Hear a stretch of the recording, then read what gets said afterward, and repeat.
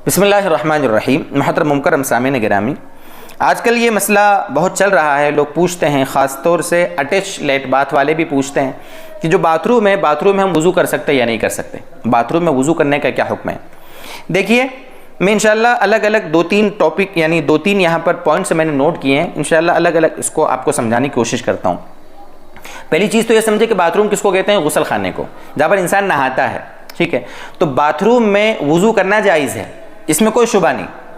Bill इत्तेफाक ये मसला है, किसी आलिम साहब का इसमें इख्तलाफ नहीं है कि बाथरूम में वज़ू करना जायज़ है। ठीक है, कोई मसला नहीं है।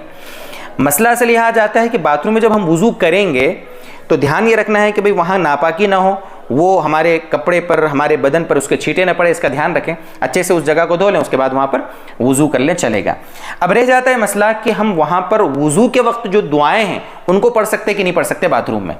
तो उसका हुक्म ये देखा जाएगा कि वहाँ अगर बदबू आ रही है, नापाकी वगैरह की बदबू वहाँ से आ रही है, तो ऐसी सूरत में वहाँ पर ये जो दुआएं हैं इनको नहीं पढ़ना चाहिए, मकरूह है।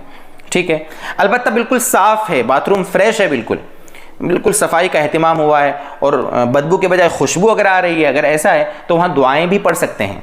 उसको लेटरिन का हुक्म नहीं देंगे आप, बैतुल खला का नहीं हुक्म देंगे, दुआ भी पढ़ना जायज़ है। ठीक है, ये दो पॉइंट हुए। तीसरा पॉइंट, अगर बदबू आ रही है तो वहाँ पर हम अस्कार नहीं पढ़ेंगे। ठीक है, ये तो समझो इसी के अंदर आ गया। अच्छा, अब आते हैं हम अटैच लेट बाथ की तरफ।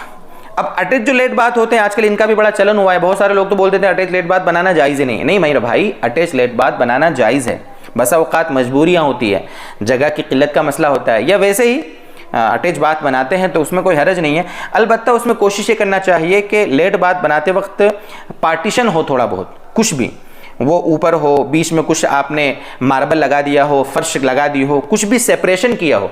अगर इस तरह किया हो तो फिर तो कोई मसला ही नहीं है, ताकि उधर के छींटे इधर ना आए। ठीक है, इधर अलग मैटर हो, उसका अलग मैटर हो, तो इस तरह करें। अगर अटैच लेट बाथ बनाना तो जायज़ है।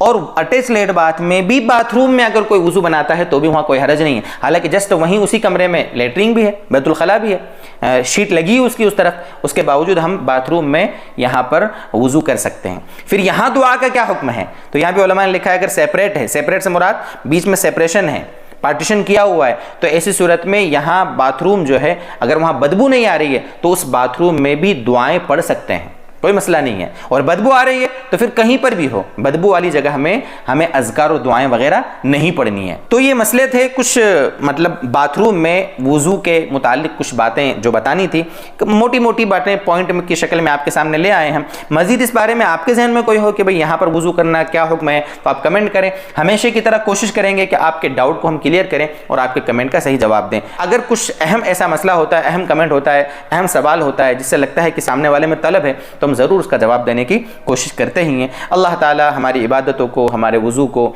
दीगर हमारे सारे अरकान जो कुछ हम अदा करें, अल्लाह ताला उन सबको कबूल फरमाए।